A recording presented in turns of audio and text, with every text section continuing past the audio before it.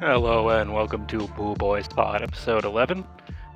Before we begin the guys today, I just want to talk about something that was on my mind with this writer slash SGA strike going on, and something I've been thinking about Hollywood for a long time, and now we have the opportunity to talk about it. So just a quick intro on this. Uh, let's think in the last 20 or 30 years, you've seen that people have been given a lot more time, and with this time they have more choice. And I think that's what technology provides. Is it has made life convenient for the average person, has opened up their time, which allows them in turn to pursue hobbies and to spend that time more freely. I think that's the biggest thing technology really has given us. I'll give you one example. So let's just talk about Zoom calls, video conferencing, Skype, etc. For me, it's particularly something I think about a lot. Is when I go out to the middle of the city of industry and I spend 2.5 hours in traffic each way, and I wonder why couldn't this just be done on a Zoom call? And that's what most people are doing. And what that Zoom call does is it saves you 5 hours sitting in traffic. You can give the presentation, you can talk to the people you need to talk to, and instead, 20 years ago, that's someone driving to industry every time, and now we can just do it over a Zoom call. And really, what that 5 hours opens up is it opens up a world of possibilities where people can do even cooler things than they could do 20 years ago. Side note, I feel like this is where a lot of the anti anti work movement discussion stems from. I think that because technology has made workers more efficient and they are saving those 5 hours that they would have been stuck in traffic, I think there's like a tug of war between businesses who are just trying to squeeze every hour out of people versus the employees who say, I'm still doing the same amount of work, but now I can actually have work life balance and you're taking that away from me. Like, I don't have to spend, like, I can have an extra hour with my kids, I can have an extra hour doing yoga or something, and now you want to take that away from me and make you work more and pay me the same. So I kind of get it, but I digress. I digress. So let's get back to Hollywood and its quest for time and space in people's lives now that there's this commodity time which they're vying for. The real issue is that Hollywood is facing is that they're not only competing for screen time with other studios, even on the screen they're competing with video games, like the screen is no longer just for TV. And they many years ago there was assumption that kids, when they wake up on Saturday morning, they're going to watch cartoons. When parents come back from work, they're going to watch the primetime slots because that's all there really was to do. But now that we have all this time, people are starting to explore more active and less passive ways, hobbies, like in essence, hobbies. So I'll give a couple examples. Like if I have a time to relax, I can choose between playing a video game, watching an episode of a TV show, playing pickleball, going for a round of golf, all these other fads like rock climbing, hot yoga. Brian likes to surf. Like there's a lot of ways people spend their time, and TV doesn't have this like stronghold over our lives like it used to. And relaxation isn't just coming home, opening up a beer, and watching TV. There's way more healthy ways and way more active ways that people are relaxing these days. Maybe it's because we're in California, but I assume it applies to everywhere else. And I don't think that's just me. You can see that like we are down. America is down 40% on pay TV households. So roughly 40 million people in the last 10 years have cut the cord, so to speak. And that projects to go on for the next 5 or 10 years. So you see the TV is losing its grip on the American home. And then you talked about movies. Like movies are competing for this weekend time, and they have to be these big events. Otherwise, it's not worth our time. It seems like it's not worth our time. You need to have the Marvel Avengers with everyone culminating, and it has to become this like cultural topic that otherwise it's not worth our time.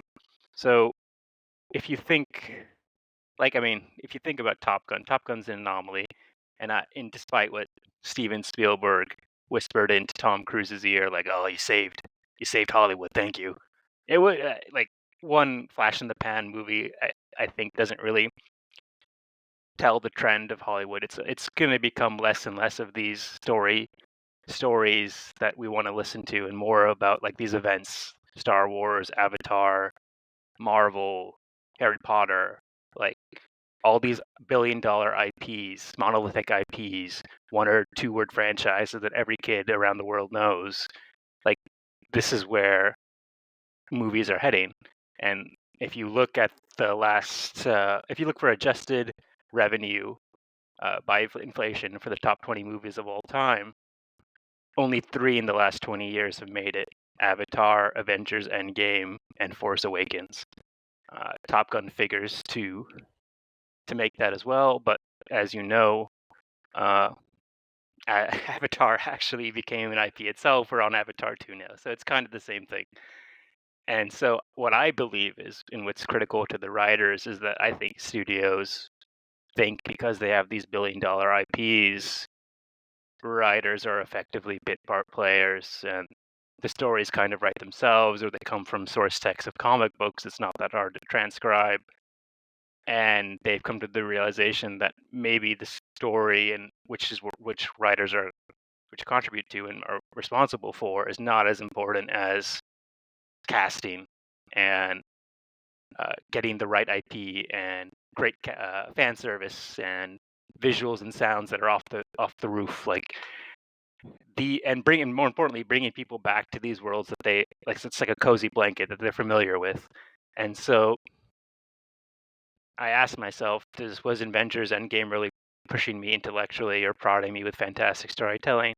No, it was, for me, it was a lot of great fan service and a lot of hype, and it was dank, and I appreciated it, but it was not really like it wasn't The Master, okay, or it wasn't like There Will Be Blood. It wasn't these great stories that have been brought to life, and the story is what you go for. So I'll leave it there, and I'll come back with part two.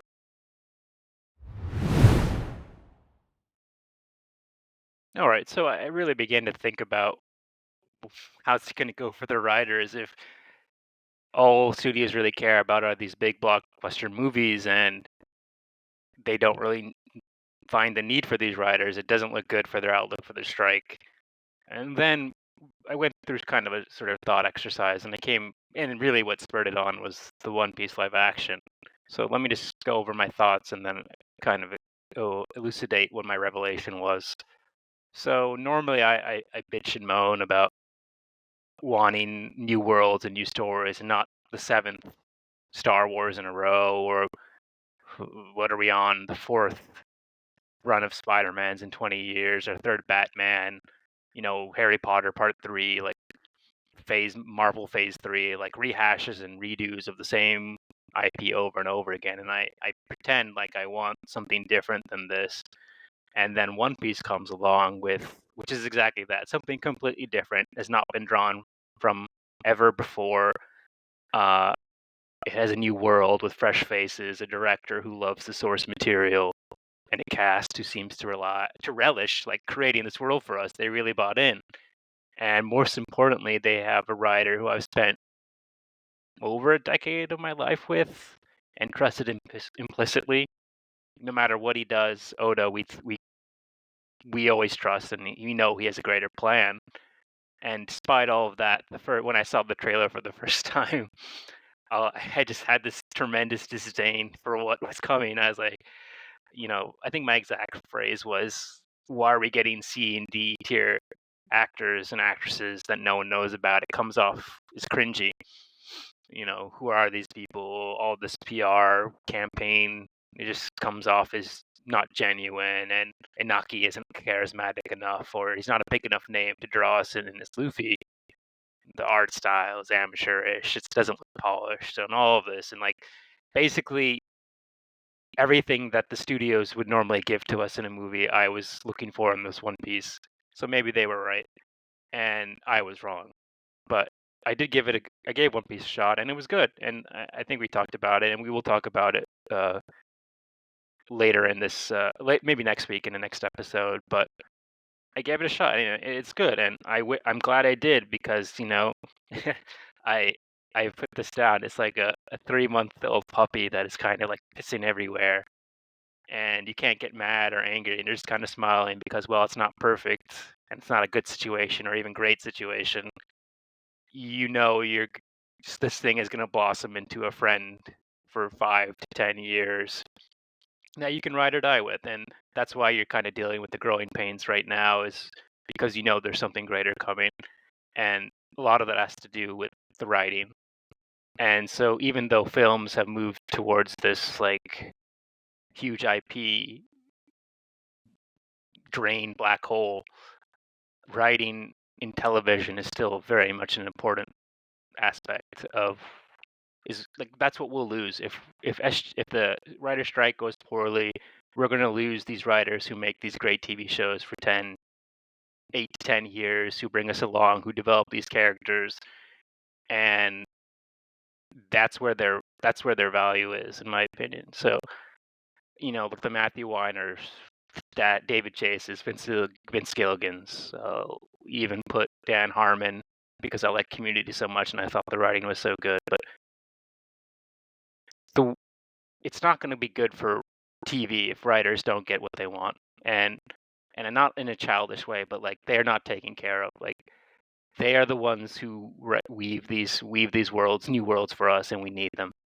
So Siebes told me this, that 94 out of the 100 top viewed TV shows of all time are sporting events. I looked, and I think one of them was a Nixon speech, and the other one was something, some government related thing. So and every other one was a Super Bowl. So we need these writers, and we need them to win. And I hope the best for them. And I'll say this: the fact that the SGA, the Screen Actors Guild, is standing with them is a huge get, because like I mentioned, like Hollywood needs the stars for these big movies, but down at the TV level, to stand with them and to like wrap their hand around little bro writers and say, like, we're gonna fight this big machine together. I really applaud that. It seemed like very much, like I mentioned, a big brother sticking up for a little brother, while also saying, "Don't deep fake me, bro," which seems to be the biggest point of contention for the SGA. So I just wonder how long it will take. I wonder how long they're going to fight for it. And all I have to say is good luck, because, like I mentioned, writers give us what we need. That emotional journey. Well, the studios just give us what we want: hype and big names. So good luck to the writers. Hello and welcome back to the Bool Boys podcast. I have Sebastian and Brian with me here today. How are you, fellas? Good. Doing well. Steve's, how are you, brother? Weekend of highs and lows in the sports world. Yeah, that encapsulates it pretty well, and in particular the Arsenal ManU game we're going to talk about first. But yeah, for today's episode, we'll talk a little soccer. We'll finish up the AFC winners and losers. Then we will kind of go into a top 5 and a bull or bust. We can kind of also mention some FIBA World Cup. A couple games happened this week. So yeah, like Steve said, a lot happened this week. Excited to talk to you guys about it. Let's start with Arsenal ManU.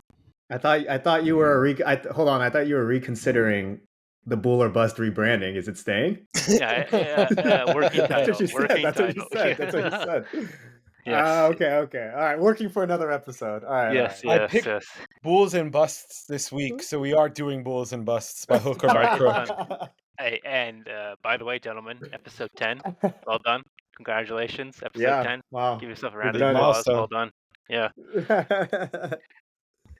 Yeah, thanks for doing this with me. It's been fun, and I think now we're gonna really start going full force. We got Brian taking care of all the AV stuff and pumping out like good quality audio. Siebes is like our encyclopedia for sports. It's helping a lot with like some of the creative, and then I've been trying to come up with cool games and cool topics and stuff. So everyone's doing their part, and it's working well, I think. So thank you, gentlemen.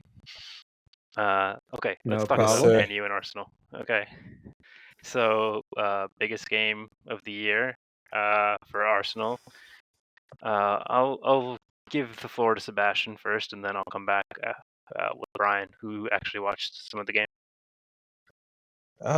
So I actually thought Arteta's team selection was pretty good when I saw it at first glance.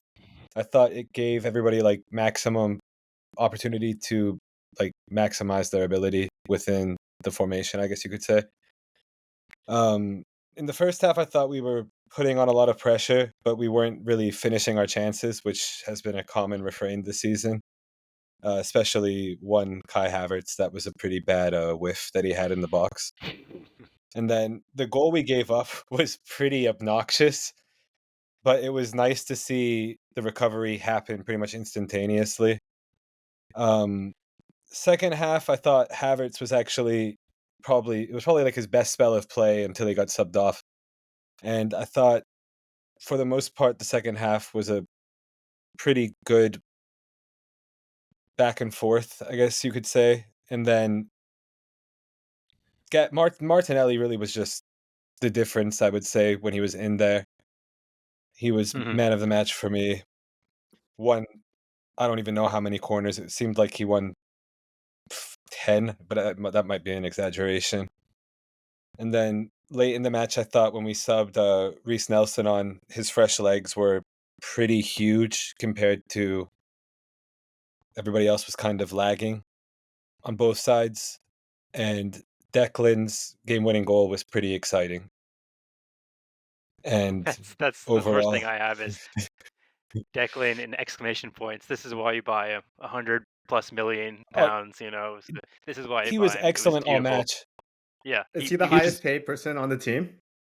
he Because even I thought that goal was he's super hype. not. But I don't know if you know this, Brian, but soccer transfers work in a different kind of sense. There's two aspects. One is the agreement between the clubs on how much they're going to pay for the transfer of the player, and then the second part is the player has to then negotiate with the new team on a contract for their own personal wages. So they can Yeah. be separate. So like Okay. Yeah, sure. Interesting. Declan's was the first one. He was very expensive transfer fee, but he's not the most highest paid player in I see. England by a far margin. Okay, he's young Sure. and he probably will grow in. He gets obviously like $8-10 million a year probably, but nothing like some of the Man City players get paid, which is probably double that. Okay, Yeah. so yeah, we paid for Arsenal. That's a lot. 105 million. It broke our club fee. Like we don't normally spend that amount of money for players like him who play defensive positions anyways, or like defensive midfielder. So it was a big buy, and people said we overpaid technically, but he's like an ace, like a stud. He never gets injured. Knock on wood. He like is a leader of men type of thing. So for him to score that goal you saw at 94th minute is like just perfectly encapsulates why we bought him. And I was like, bam, that's our guy, without like seamlessly fitting into the team without any like we talk about Havertz later, I'm sure. There's no like push and pull. It just instantly fits with everybody perfectly, and that's why we like him. Seems anything on him? I thought he was pretty much excellent all match. His position was pretty pivotal, I would say at times. Seemed like his activity was just really good. I liked what I saw from him. Yeah, the goal was just like a just reward at the end, I suppose. Felt Yeah, I kind mean, of just bad speaking of for the goal Onana itself. because Oh, Yeah, sorry. Brian, go Go ahead, Sebastian. Onana is getting a lot of shit for not really saving anything, but that was actually like deflected, and I don't know. I liked Onana when he was at Inter, so it's been funny to see like all the shit talking today on Twitter after that match. People are like, he seems to be a very controversial figure as a goalkeeper he is. because Go ahead, he's Suso. like a tremendous outfield player, but as a goalkeeper, but then his saves leave something to be desired. It seems like his saving ability, I should say. Yeah, Brian, you were gonna ask something? Yeah, no, I was just gonna say, like, I didn't have as much of the context of this person signing and everything, but just speaking of the goal itself, it was really impressive. And as I was watching the game, I was like, oh, dude, that was like extremely skilled, like Yeah, kind of like gets the ball and then just nails it right. It bounced in, didn't it? But it was a Yeah, crazy goal. the slow-mo of it coming down, him trapping Yeah, it, yeah, yeah, putting it yeah, on the exactly. ground, and boom, like it is very technical. Yeah, Yeah, yeah, yeah. I yeah. have I to was be like, damn. honest. I got like wildly scared because I jumped out of my seat and was like freaking out, and then I was like, "Oh man, did that hit a hand?" Because his arms were like up, but he was just trapped it with his chest, so it was nothing. But my first instinct as like an Arsenal fan is like, "Oh man, we're about to be robbed of this. This is disastrous." And then I'm like, "Oh, I'm tripping. It's nothing." I'm somehow just on the train now, dude. Like, I guess I love Arsenal too now, dude. Here we Yeah, go. good. You'll get there eventually, Brian. Don't worry about it. And we want you to come to that conclusion by yourself, so we're not going to push you. I see. Okay. I'll just leave it to Brian. Anything else on the game as like a kind of outsider, first time casual watcher, and then we'll No, finish not with Dave. really. I guess just like from the context of, we talked about it a little bit yesterday of just like, people being out. So, I joke around that I'm becoming an Arsenal fan too, but just because it's within context of you guys showing me the team, I'm obviously looking at it through that lens. And so I was only able to catch the second half, but after seeing that goal in the extra time and then the other goal to kind of seal it off, I was like, yeah, it's like this is a lot of fun to watch. Especially somebody pulling for the team. I do still think I need to build the muscle for when there's not as much action going on, really understanding what's going on. But overall, it's like something that I will continue trekking on doing. So I'm going to zag on this, Sebastian and Brian. I'm going to say that it was not a good performance by Arsenal. I thought Manchester United played much, much better than us. Don't agree. You said like if you look in the frame of like mano a mano, they should be attacking. No, but if you look at it as a top 4 team from last year versus another top 4 team, and all they have to do is get a draw, and they've succeeded, they've won a point. Like if you look at it from that frame, they were doing exactly what they're doing. They were just passing the ball fruitlessly from Onana to their center backs. They were kind of frustrating the crowd. Their wing backs neutralized. Saka was a non-factor today. I was going to actually add that. Yeah, I thought he had a pretty poor performance until the corner that saved the day. Basically, Yeah, so that was like his one Dalot, shining moment. It was excellent. Excellent. Even Wan-Bissaka, he gave up a ton of corners, but the alternative is those balls are in for crosses. So you always give up the corners. Like it's telling of like how much Gabriel Martinelli had the ball and was like going down that flank, but he did well. And I thought their United's fullbacks were the 2 best players for them. I think our best players, you mentioned Juan Rice, Zinchenko, he makes our team so much more like dynamic. You put him into that midfield and he actually passes the ball forward as opposed to passing it sideways or backwards every time you get forward. And then, of course, Martinelli, he was just torching, or like not torching, but relentless. That's the word. He was relentless on the left flank. Rashford, I don't really like him. He just always seems to score versus us, and it was completely against the run of play. I don't understand how this always happens. Just we spend 70% of our time in like the opponent's side of the half, and then they get one break, and then they score always, and then we never. When I think of Rashford, I just think he's clinical. He gets 1 or 2 real chances a game, and he always seems to score. So, I kudos don't to him. think But he had a great game outside of that moment, no, he honestly. didn't. Either, You're right. yeah. But he got the goal, and that's all that really matters for them. I mean, it ended up mattering today, but it could have. When Garnacho scored that goal, I was like irate, and like defeated, and I like instantly knew it was offside. I saw it with my eyes in live. Like Gabriel did a good job. I thought it could be. Yeah, it was even still was a close call, and like It was there was a thought closer. when they were talking. Yeah, It's on closer than VAR I review, thought. they Yeah. looked at it. It was pretty close. Yeah, so I just sort of, I was got up and just walked around with my head in my hands, like, oh my god, is the season already over? But we swing from that to a 3-1, and then you're like, it feels falsely sweet to me. And even though I'll take it, like, I didn't end up beating them. Like, I would have loved that scoreline in a different way. I think that Gary Neville said it best. He predicted it to be 3-1, but he didn't predict it to be 3-1 like this. Like, this is a very different type of way it came out like this. So the last one didn't. You could even argue it was really 2-1, and we escaped it 2-2. So That's all I'll say about Man U and Arsenal. I'm glad we won, but I didn't leave feeling the game. I didn't leave the game feeling that good about it. I thought the first half was a better performance from us, but then I don't know. Second half was very even, but it was weird because the second half was when I thought Havertz was actually playing like alive. He wasn't just like moping about in a very annoying way, which was it It, was a weird contrast because the second half, I don't know. I don't know necessarily agree with that characterization that they played much better. They may have played slightly better, but I do think it's just kind of funny to watch like Manchester United have to struggle for points like that, even like though they're yeah, away. yeah.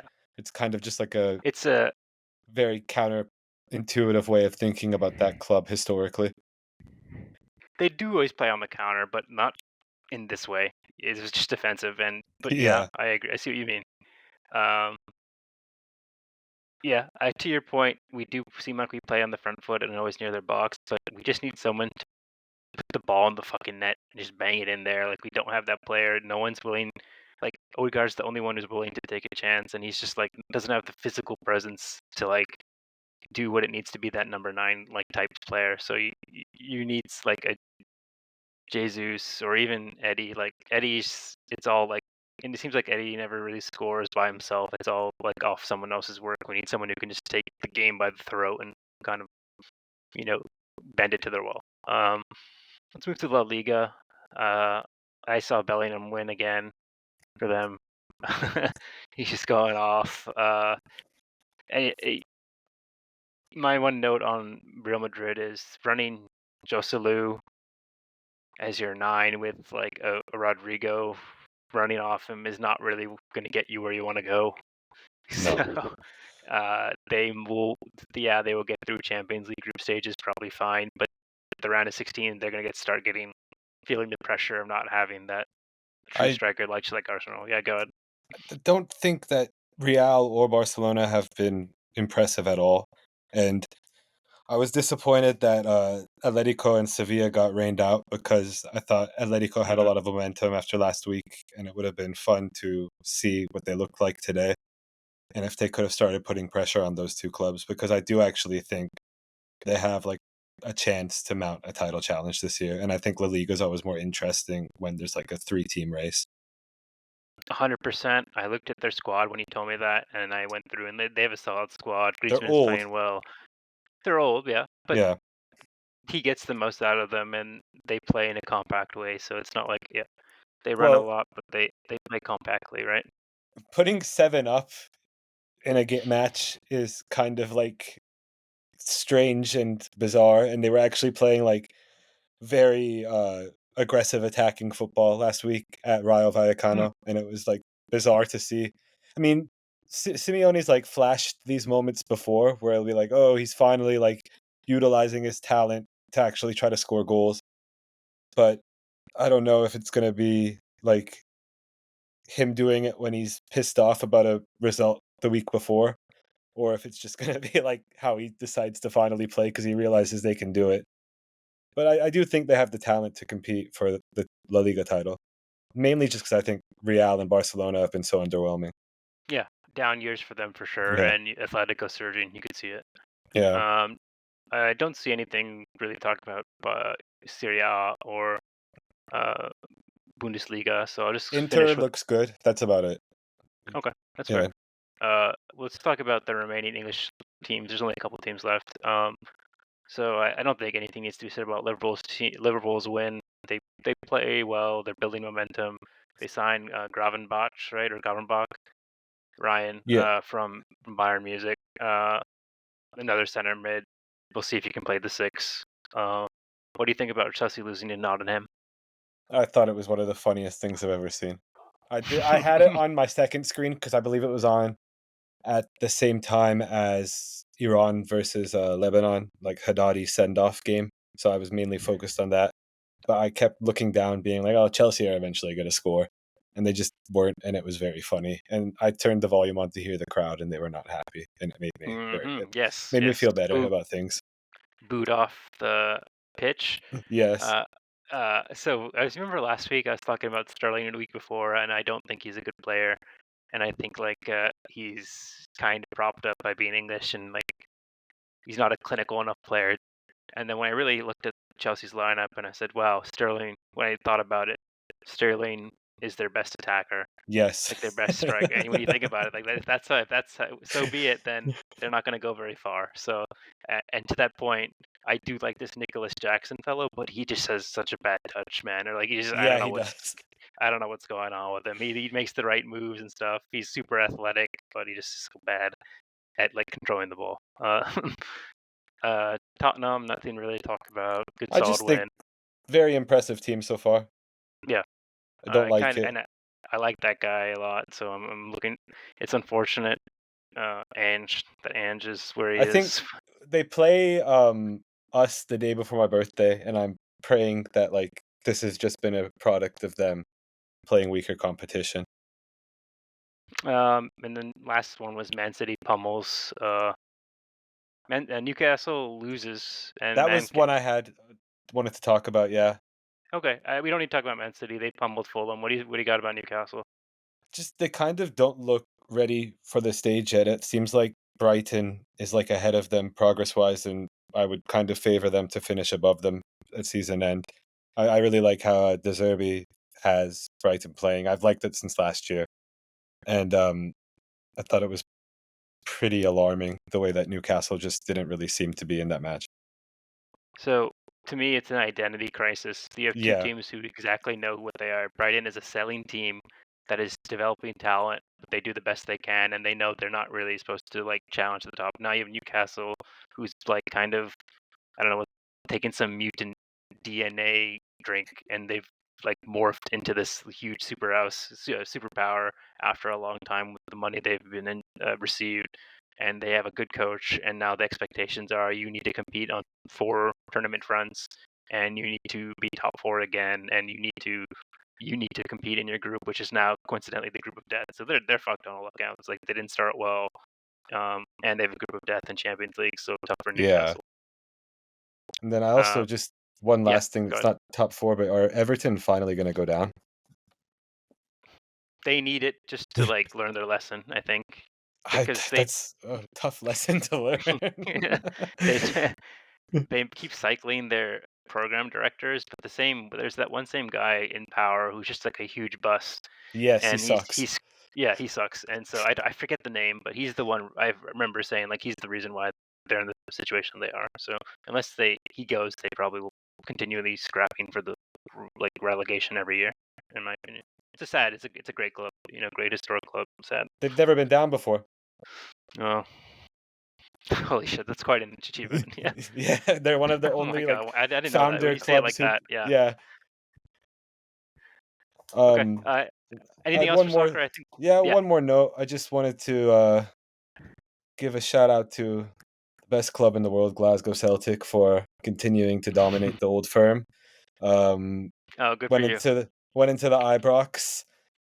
No away fans are allowed at those fixtures currently, so it was all in front of those miserable Gers supporters. And Kyogo, probably one of the most overlooked forwards in Europe, at least right now, continued his scoring streak in Old Firm derbies. And it was just hilarious to watch. I mean, going into their place and hushing the Huns at the Ibrox when this was supposed to be their year. Very funny. We're already 4 points up after 4 matches. Great times. Is that Really Brendan enjoy it. Rodgers? Yeah, he's doing okay. It's Okay. obviously not as exciting as Ange Ball, but we're winning for the most part. That's good. Good for you, Steve. I'm happy your team won. I know you. That's a big game It's for the you most guys. important fixture in anything for me every year, every single one of them. Damn. We should do that for a top 5. That'd be the most important sporting events of the year. Yeah. Well, I'm just saying inter-team fixture. You play multiple a year, so you can't Mm. I want to win it or at least draw every single one. I don't ever want to lose to them. We lost to them late last season after we had already clinched the title, and they were all excited about it, and it was we had nothing to play for. We had just literally clinched the title with 6 matches to go. and it was just kind of, those people are very delusional and very Okay. unlikable. Okay, let's wrap up soccer and move to Yeah. AFC. AFC division preview. So last week we did the NFC division preview. I think I was not clear on what the segment was going to be. So let's just, so everybody knows, we're going to go through each division, and just determine one win and one loss we think which would happen for the division. Siebes gave us a lot of good information for this one. Been doing a little bit ourselves too. We're going to start with AFC North and South. We'll start with South because it seems to be the least interesting one. But let's start with Brian, because Brian had to sit out on the sideline with the soccer segment. What do you Oh, think? no, you're chilling. What are your wins and losses for the AFC South? I mean, from what I've been researching, apparently the Colts are just straight trash. So, Sorry, so Ashwin. that would be my loss. Yeah, didn't you used to be a huge Colts fan It was when because of? Peyton was there. Like that's Do you the have like no more luck. allegiances after that? Yeah, I flock with great QBs, and it's very like Zoomer NBA style, and I don't think it's how you should watch NFL, but it's the way I've been introduced to it. So I don't know. I have to pick a team very soon. So after Peyton, you would not consider yourself a Colts fan anymore. He liked Yeah, Luck. when he moved to the Broncos, I became a Broncos fan. So But that's you liked yeah. Andrew Luck. I did like Andrew Luck. Yes, Yeah, that's yeah. true.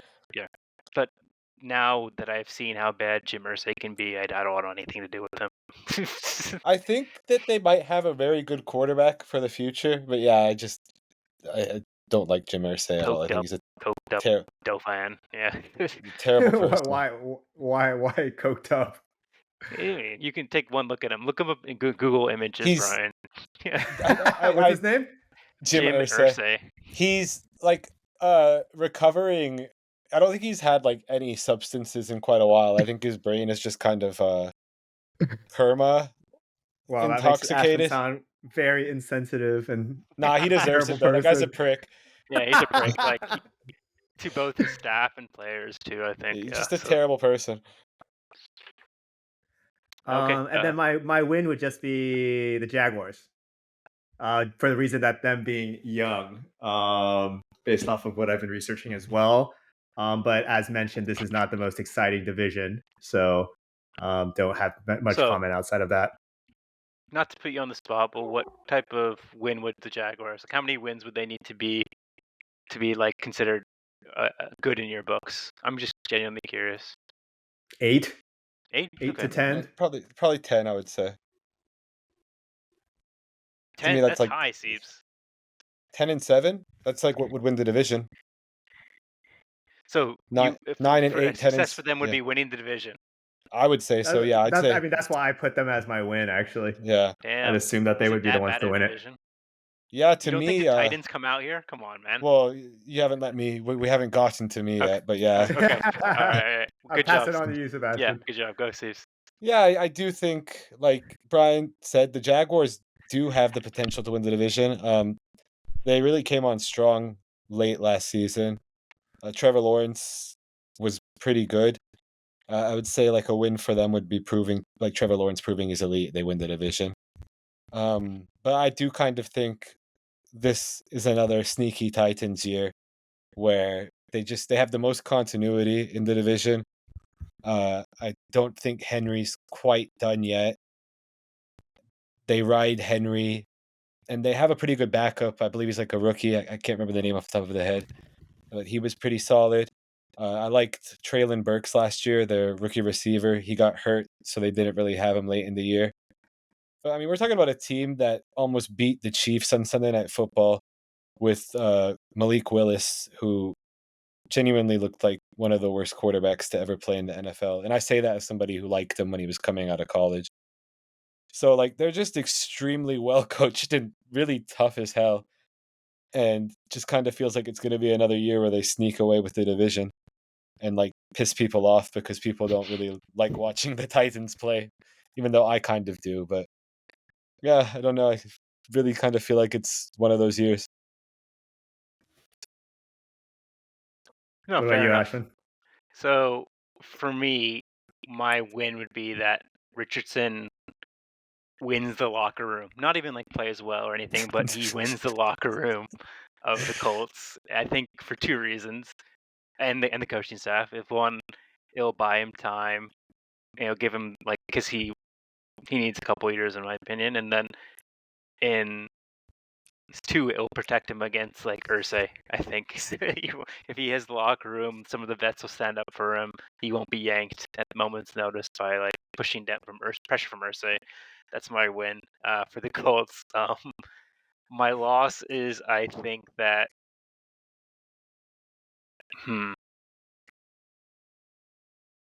I think the Jaguars regress. Lawrence has a down year, and all this faith they've put into Doug Peterson. There we go. That's the one big question mark. Yeah. So yeah, he won with Philly. Well, how many years back was it? Was he the 2018? Yes, 17 was it? 17. Okay, yeah. I So like tried to forget everything about it, but yeah, I think that's correct. 6 years just of me like doing nothing, and now all of a sudden he's going to turn around the franchise. I don't know. I don't buy it.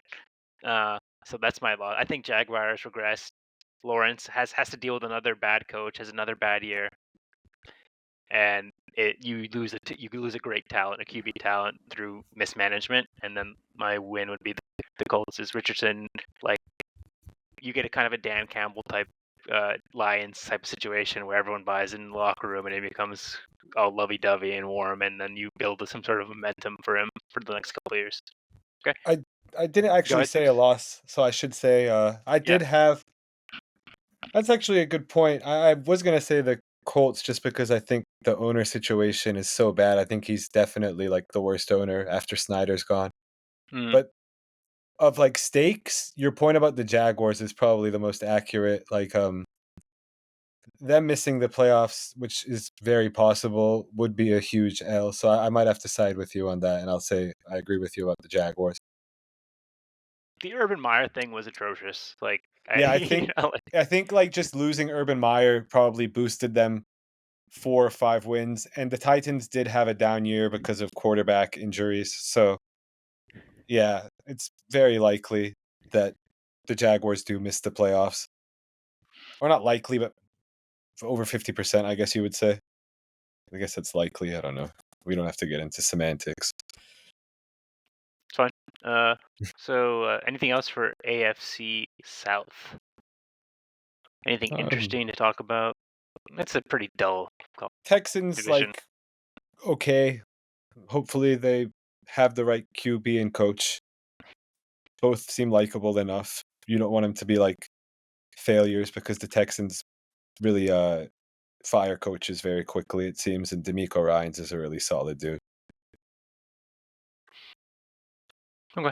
Let's move to AFC North. So I'll start with this one. I had a couple.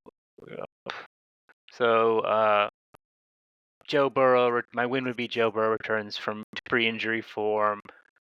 Cincinnati actually blocks for him, and he doesn't get hurt again for the rest of the year. That'd be a win for me. Mine was actually that he comes back healthy. Does he have any really long? Is the long term? Is the long term calf strain? Is the long term concern bad?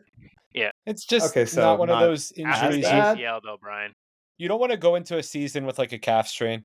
The Bengals are being like pretty hush hush about what's going on there, and yeah, I just think it's a bad thing. Because they think it's a cover up, or I don't think they really.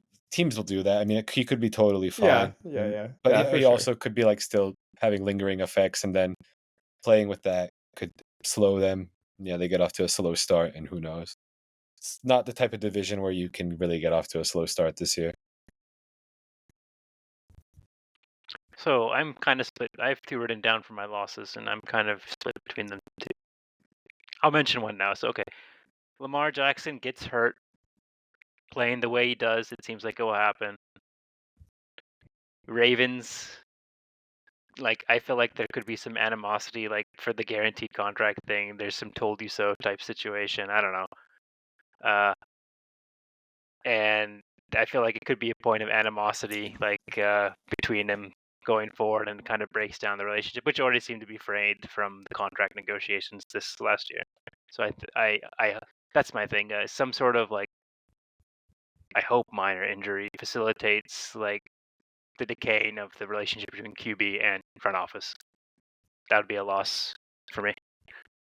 Steve, you're shaking your head. Why do you think he'll get hurt? Like Well, you saved your point. Like, I do think the second part, if he does get hurt, and then fans would be like tripping about, oh, you paid him and he always gets hurt. I do think like the new offensive coordinator is going to utilize him differently. He's going to throw more. And he's been very accurate. He's a better passer than people think. I don't Okay, know why interesting. people don't think he's a good passer. I mean, I kind of do, but we don't have to get into that. But Okay.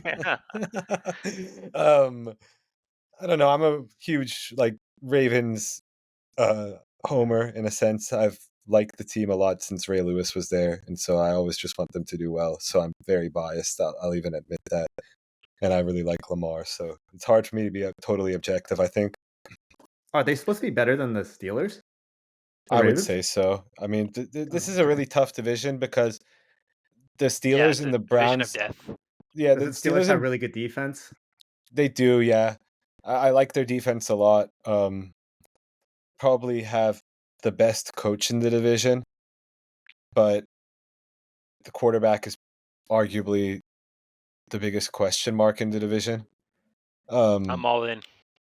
I'm totally not in. I wasn't really impressed with him last year. People say he's progressed really well, but I just didn't see it last year. I didn't know what people were seeing with him. Kenny. Yeah, I wasn't a big fan of Kenny Small Hands or whatever they were calling him. Seems like he could be okay, which would probably be enough to be like a wild card team. But yeah, I think the Ravens and the Bengals are expected to be in contention for the division, but it wouldn't shock anybody if any of these four teams won the division.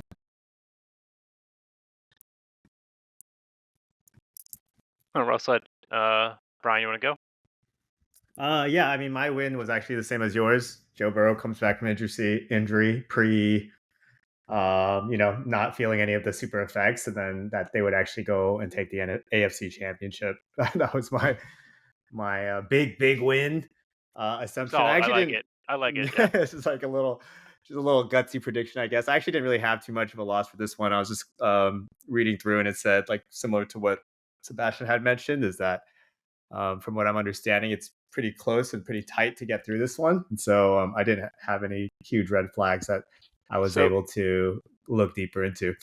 Let me give you one, Brian, that I thought my second one that I didn't want to talk about, but like, Sure. I think we might have the same one. So let me give my win and loss, and then you can.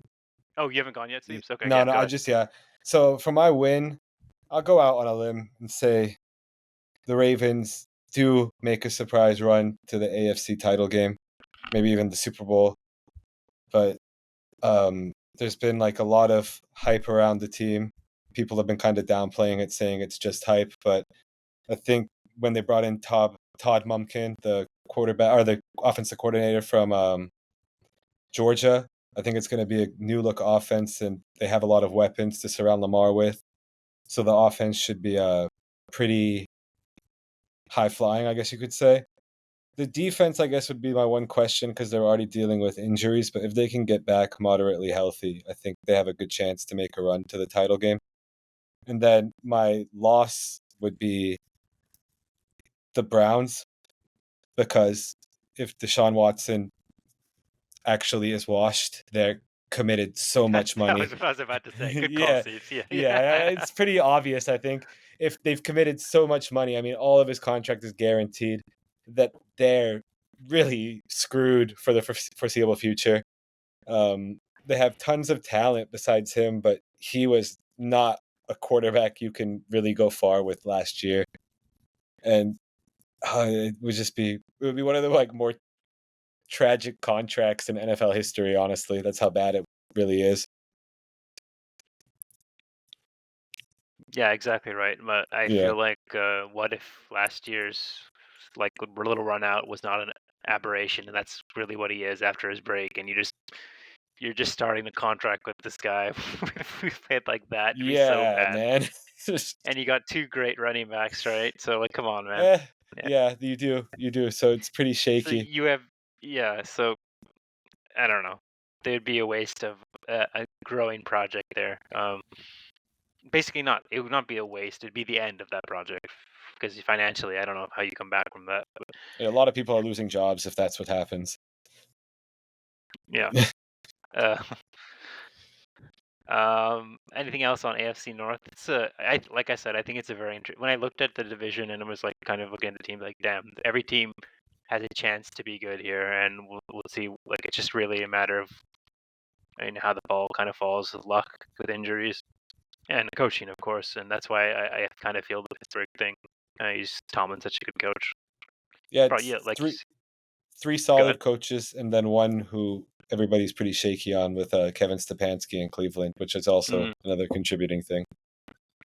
Okay, yeah, well said. Okay, let's take a break. We'll come back with South and West and some FIBA sports next.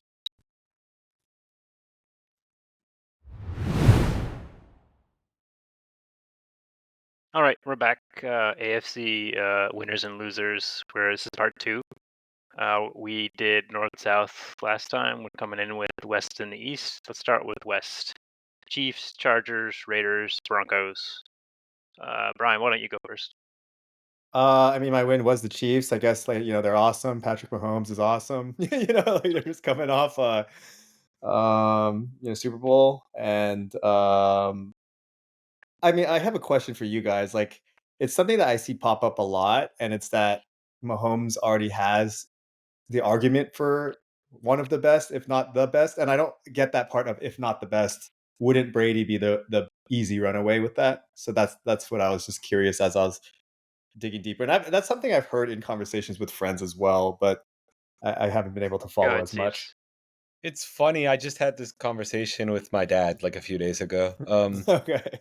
And I think Mahomes is the best anybody's ever seen play the position, like just eye test and talent. I see. But Brady does have the accolades. I don't think Mahomes really would have to get to 7 to be considered the GOAT, though. I think 4 would really do it for me.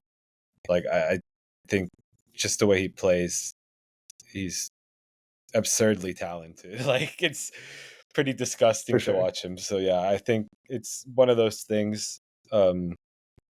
He's done it with not as great of teams as Brady had. So I think, but it's always going to be in the back. People are always going to pick Brady because he has the 7. So it's just going to be one of those things. To me, For Brian sure. is like one step lower. Is Brady's just gonna always be known as like the best winner. He's got this like aura of winning and like going crazy. But like what Steve said, Patrick Mahomes like highs are the highest people have seen play that position. So that's why people For already sure. I saying, see. Okay. yeah. That makes sense. Um, And then my loss is the Raiders. I think is that probably just everybody's, that even Uh, I am I don't think aware so. of. Okay, I was gonna say even I'm aware of how trash they are, and like I have friends that are Raiders fans because of No, their. really? I do, yeah. just because of their former Oakland, Okay, presence and okay. everything like that. And I have a friend who he's, I'm a Raider fan till I die, but every year he's always, ranting to me about just how terrible they are, and they're probably going to get last, right? So Yeah. I'll put them as my loss. That's the Brian the win. My, even if I know you're bad, you must be pretty fucking bad. Like, let me put it that way. But yeah. Yeah. It's a good point. I mean, they're not going to be good. So it's not a bad pick. Well, yeah, I'll hand it off to whoever next. To Ashwin, Sebastian. Who's taking it? I'll go now and I'll let Ashwin go last if you want. Go ahead, Steve. Yeah. So for my loser, I actually had the Broncos because it's a very similar situation to the Browns. Except I guess Russ isn't fully guaranteed, but it's still they gave up so much to get him, and he looked For God so. knows like why. God knows why. I don't know. Yeah, Go ahead. they weren't paying attention to his last year in Seattle because he honestly wasn't very good then either, and he regressed even worse last year. I mean, they brought in Sean Payton in hopes that he could save him, but Sean Payton already seems to be kind of over him. Russ last year had his own office, and like one of the first things Sean Payton said was, "That's not going to happen. I don't know any players ever had his own office." So Like, like he doesn't actually? see, yeah, That's pretty wild. What the hell, dude? That's like super wild. yeah. I don't think he said it like that. He said like that shit isn't gonna happen on my Yeah. watch or something. Like, That's and pretty like hilarious. um, it just seems like Russ is on a really short leash. They brought in Jared Stidham, who's like a functional backup QB. He played. He had like one phenomenal game with the Raiders last year. Um, and it wouldn't shock me if he's like the starter midway through the year or late in the season. So to me, the loss for the Broncos is Jared Stidham is their starter by like week 10. Then for my win, I actually am very similar to Brian. I think the Chiefs, despite having like a lack of receiving talent, maybe still make it to the Super Bowl or even repeat as Super Bowl champions just off the strength of the Mahomes and Kelsey duo and leaning on the run game a little more. Pacheco, their running back Isaiah Pacheco, looked really solid late last year. They have a new coordinator in there, and they might have to lean more on the run, and they might have success doing it. And so for me, that would be the win. And I have like a slight loss, I guess, also, but I'll let Ashwin Yeah, save it go for the end. next. We'll come back Yeah. and circle back. So for me, my win is Brandon Staley gets his NFL coaching certificate. He becomes a real coach, and he starts using like playing to the skills of his best player.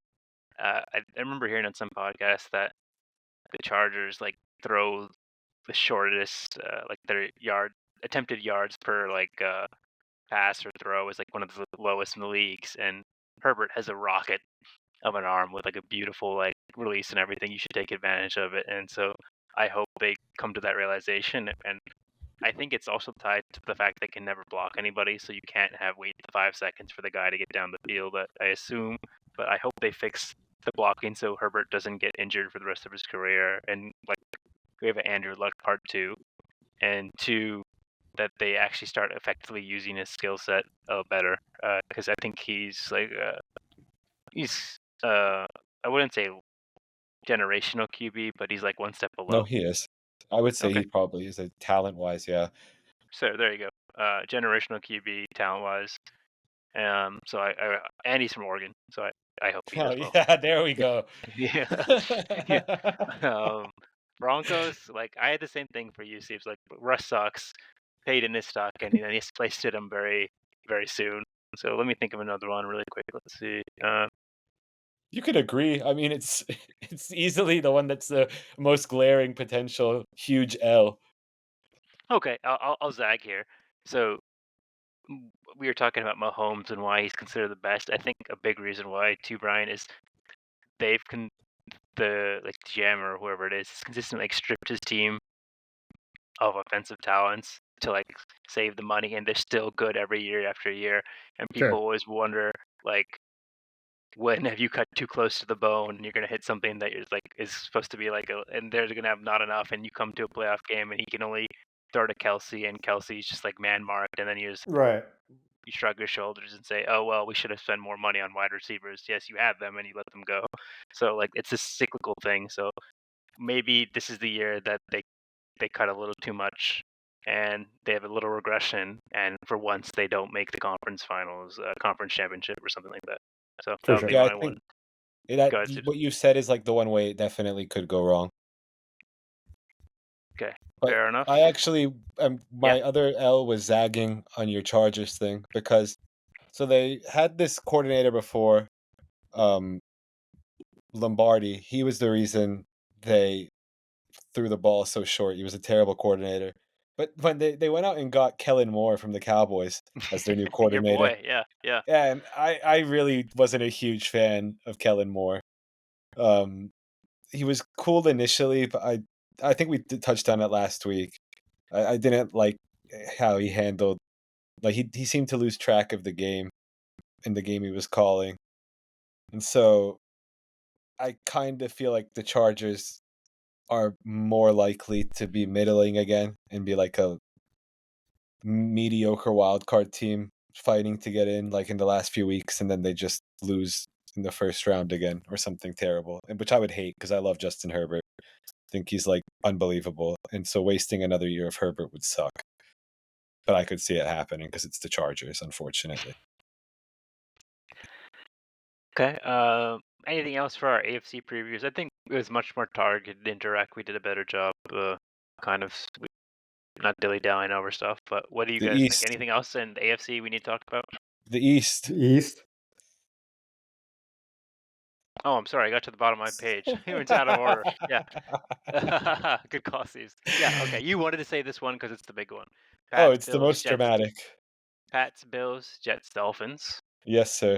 Um, I have some strong ones on this, so I'll go second. Yeah. Why don't we go Siebes first? Yeah, and then we'll end with Okay. Brian. Oh man, this division has so much potential to be so Like sitting entertaining. up. Yeah. Sebastian's sitting up, dude. He perked So up, yeah, for our listeners. I Yeah. mean, just every team there's a storyline. Like you go with the Patriots. Will Mac Jones actually be the QB of the future? Um, No, will they? let Can me they just save you actually that. like Let me just save you right the time. ship? No, Yeah, I he's would lean that way. The Bills. Is this finally the year they're like challenged in the division or lose a like grasp of the division? I think they have the highest floor, but I don't know if that's good enough. I mean, sometimes things stagnate when you're not actually reaching the ultimate goal. Hmm, The Dolphins, yeah. so fun, like great coach, love Mike McDaniel, but can the QB stay upright all year? I mean, we all hope and pray Tua does, but I don't know. It's been shaky. And then the Jets, ooh, that's just like could be so funny. Like it's knowing the history of the Jets, they've added Aaron Rodgers. They're in New York. I mean, if shit goes poorly there, the tabloids are going to run wild with it, and ESPN's going to be talking about the Jets every day. Like, what's going on with Aaron Rodgers in New York? And so, I mean, Where in the world is? Where in New York is Rogers? Yeah, yeah, basically, like yeah, Aaron was at this bodega yesterday. Shouldn't he have been at yeah. Exactly. practice? I can see it. Yeah. Like, so for me, I picked my win as the Dolphins. I do think they'll break through. They'll get the division crown, maybe even appear in a conference championship game. They have so much speed on offense. I mean, it's very hard to contain all their weapons. Um, and I think they made a solid addition with Vic Fangio as their new defensive coordinator. He's been like credited as the architect of this defense that a lot of teams are playing in a response to how teams are passing all the time recently. And so I'm picking the Dolphins as my win, and I'll take the Jets as the loss. Think, unfortunately for them, while they have like this ultra talented defense and great skill positions, their offensive line is really shaky. And if you can't keep Rodgers upright, I don't know how far they're really going to go. Um, and who knows, maybe we even get like a disgruntled Rodgers when he goes on Pat McAfee every Tuesday, and it just ends up being some of the best content we get in a That's what long I time. want, but I don't think it will happen. So yeah, I'm How yeah, but I'm a close bit to hope retirement is he? he's turning 40, or he might have already a turned couple of 40. years, no more than a couple of years, in my opinion. Or Yeah. Probably for sure. 2-3 years, I would say, at So most. Seeps kind of went over a lot of them, but well said. I think I agree with some of your points. So my win would be that Tua does not get a concussion this year, and Yeah, yeah, same. basically like, and it's I put in parentheses for the league also, because if he does, they have to like, there's gonna be a shitstorm. I feel like you can't 4 concussions in a year and like a little bit. I think there would be calls for him to like take the year off or like make him like, I don't know, a couple more. How many more can this guy take? It's not No, boxing. I don't it know. would probably be retire. Retire. Okay, yeah, take the year off or retire. So, um, that's my win. Or actually, no, because Steve said that. Let me change it really quick. My win is going to zag on Steve's again, and that the Jets lead the conference with the back. a bounce back year from a super engaged Aaron Rodgers who galvanizes the offensive line Would you into bet on like it? it become, huh? Would you bet? I Could would you bet put on money it. on? I don't I think. th- Yeah, I I think it's a think I bit. You think think he's going to come back balling? I think he was checked out the last 2 years in Green Bay and was just saving his body. Like the MVP year was impressive, yes, but like last year especially, I think he was just over it. He was just trying to get out, and now that he's gotten out, I think he'll play really well this year, and then he'll be done after this. This will be the year. If it's not this year, it's not gonna happen. Yeah. So It's a lot of pressure, dude. yeah. But he wants it. I just He thrives in I think he'll thrive in the New York spotlight because Do he loves you? this. The He loves being on controversy, camera. dude. The I don't He think loves he being on controversy. will. camera. I don't think he will at all. I Or see like there's a chance Aaron Rodgers gets like Aaron Rodgers pushes camera out of his face, tells him to fuck off. dude, he loves the camera. I disagree. I think any camera he will talk into happily because he wants people to know how smart he is. That's my read on Are Aaron you Rodgers. sponsored by Pfizer? Why are you following me? Yeah, maybe that's a different story. My loss is, and I actually think this one will happen. And it's gonna kill me. But I think the Bills choke again in the early playoff rounds, and all this positive public opinion of Josh Allen starts to turn. I mean, it already kind of has a little bit, Mm-hmm. but it really starts to turn, and people really label him as a choker and a like a fake, like not in Mahomes' league at all. Like when he was competing with him for a year or two. So like that was the peak, and it's only going downhill from here. And maybe in a year or two they even think about replacing him. I don't know. So like if he loses again and again and again and he just can't do it, when does that like switch turn on in the Bills management and say that maybe they can't win with this guy? They wouldn't move on from him though. Like he was never in Mahomes' league. People just were desperate for anybody to be in Mahomes' league, honestly. But like I think 25 of the teams in the NFL would kill to have Josh Allen. So I think that might be. I mean, unless he's terrible, that would be kind of crazy, and it could happen. I mean, He's spending too much stranger time things have happened. golfing. Yeah, isn't he quite good? Yeah, I mean, I feel like he's not a trained guy. He's just like a jock playing with a stick, and he's pretty good, man. Yeah, Yeah, he's an athlete. yeah.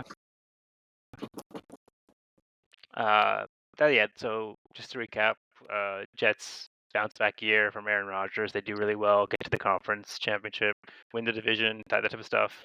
And then my loss is Bills regress, and public opinion kind of turns on Josh Allen. Brian, you. Not. I'll keep it short and sweet. Not too much different than what has already been mentioned. I am going to be along with Sebastian, and I just put in my notes with the big L is the Jets and the Aaron Rodgers problem, Nice. and they will be. I'm on an island here. Embroiled in lots of controversy. This, of course, coming from a little bit more of somebody who's just trying to learn more. But again, I lean back on what I do know, and I have seen Aaron Rodgers make an ass of himself several times throughout the past couple of years. So I'll lean on that one. And then for the win, I'm taking a little bit more of a different approach, a wholesome approach, is that Damar Hamlin comes back and is healthy and wins the comeback player of the year, dude. How about that? So that's a big story W. Would be immense. Yeah, the story would be immense. That's a big W, dude. And that's also good for the league as well, because I feel as though the repeated stories of They could use that's a big W for the league as well, right? Like some guys dead on the field, and now it's like, all right, like he could come back and he could be chill. That's a good call. Hamlin shows he's a real person. Yeah. It was actually him in the booth. It was actually him in the booth. Yeah. So that for me was by a little bit of a zag of a W, but trying to go for some good feelings there. That would be Damar Hamlin comes back as a comeback player of the year or something along those lines. It was pretty crazy regarding Damar. Like, I guess he was pretty close to not making the team because I got like a notification like Damar Hamlin has like they couldn't do that. Well, I think it just proves how cutthroat the NFL is, truthfully, because it was like Damar Hamlin survives like final cuts, makes final 53-man roster, and I was like, wait, but that was in question? Like, what? Like, damn. I feel like how long did it take for them to ramp back up his actually like conditioning and stuff, right? I mean, if you're like down on the field, it's like Yeah, so they probably took it really slow, and if anything, that him not making would have just been like a conditioning thing. I think, or like yeah, I it's might like have put him on he the wasn't practice reading the squad. like the health standards or something like that. Optics on that would not have been great. Yeah, it should No, Exactly. that's yeah. why I was shocked to even get the story. It's like, don't tell people that. What are you doing? Okay. That concludes AFC division preview, right? Anything else you want to say on AFC as a whole? Who comes out of AFC, Seeps? Oh The man, that's Chiefs a again? tough one. So I guess I'm kind of stuck to picks that I've made because I think I said like the Ravens would make the AFC Championship game. So I'll go Chiefs over the Ravens to make it to the Super Bowl. Okay. Chiefs over Ravens. Brian, who I you will feeling? have the Chiefs as well. I just feel like I'm also of the Mahomes dominant streak, and it's something I enjoy watching as well. So I will also say the Chiefs. Chargers lose to Chiefs. Can that happen? Can they play in the division Yeah, it could conference happen. championship? It could happen. Okay. Yeah. Okay. Chiefs Chargers. Yeah. Chiefs beat Chargers. Um. Okay. Let's talk about FIBA. Let me just. We've kind of moved to the second phase of the tournament. We're in the quarterfinals, correct? Where yeah, the bracket's been set. Yeah. Bracket's been set. So let me just go through it quickly, and then I'll ask Brian something. Italy, USA, Mhm. Germany, Latvia, Lithuania, Serbia, and Canada, Slovenia. So, Brian, we're about a week and a half into the tournament. What are your impressions from the first stage of the tournament, and who do you like for the brackets?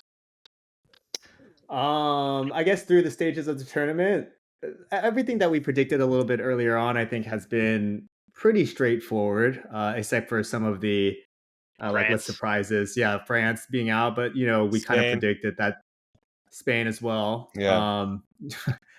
But I think seeing what we were mentioning with some of the talent on the teams with like Canada, for example, I mean, US is doing well. For example, Slovenia, what we were able to predict as well is that Luka would be balling out and playing well, but the team's just not that great. So they would be losing to better teams. They lost to Germany yesterday. We lost to Lithuania. Sorry, Lithuania. And then just moving forward and in terms of like actually moving through the bracket, I don't know, man. Canada looks kind of spooky, dude. And Uh, you don't think so, man? Shay's looking like he's throwing the ball out. Yeah. I And have the a team point is to looking make pretty about Canada. strong, man. I have a point Yeah, to for make sure. about Canada. Let me finish. Yeah. And then I guess like the U.S. lost to Lithuania, even though it didn't matter that much. I don't know, man. We're just getting out rebounded by ridiculous amounts, and what I didn't think would be a concern earlier on with us playing small ball, like our big players essentially being Triple J and Walker Kessler, I didn't think would be a huge problem, but watching like Jonas Valanciunas just destroy us in the paint and out rebound and make Triple J look small, it's a little concerning for the future. Ant continuing to ball out, but Kessler that didn't do loss anything did put a either, question. Brian. That's what Kessler, I'm saying. he didn't solve the problem at all. That's what I'm saying. That's what I'm saying. We're too small, is what I'm saying. Yeah. Is that like having Jonas basically son our bigs was pretty disappointing. But like looking into the future, like that Canada team looks pretty strong, and I'm a little concerned about if we can get that far to catch him. Honestly, Before we go to Siebes, you have Canada on that side of the bracket. Do you like us on the other side? Is it going Yeah. to be a USA? You're I looking at a do. USA Canada collision course. I do Could be. think that Okay. it would be. Again, I think us losing was a slip, and we should be the favorites on our side of the bracket, in my opinion. Okay. Siebes, your thoughts? I think it was a really disappointing loss. I think Team USA got kind of shell shook once Lithuania made their first 9 threes. I mean, they were 14 of 25 from 3. The rebounding has been a problem, so that's inexcusable. But it's kind of weird. By losing, I kind of do feel the US lucked into being on the easier half of the bracket. I think Italy is a much easier matchup than Serbia. For sure. And I do think like the winner of Germany Latvia is an easier semifinal than like the winner of Lithuania Serbia. Like Canada's side of the bracket is a nightmare. I would not want to be playing like one of Yeah, those 4 teams. That sucks. it's like those are Um, all like big pros on each of those teams. yeah, Basically, it's just like like it's pretty spooky. Germany could beat the US, but I don't know what Franz's status will be by that time. I mean, they're still winning without him, which is crazy. I mean, Schroeder Yeah, is just a monster. But Miss Schroeder, bro.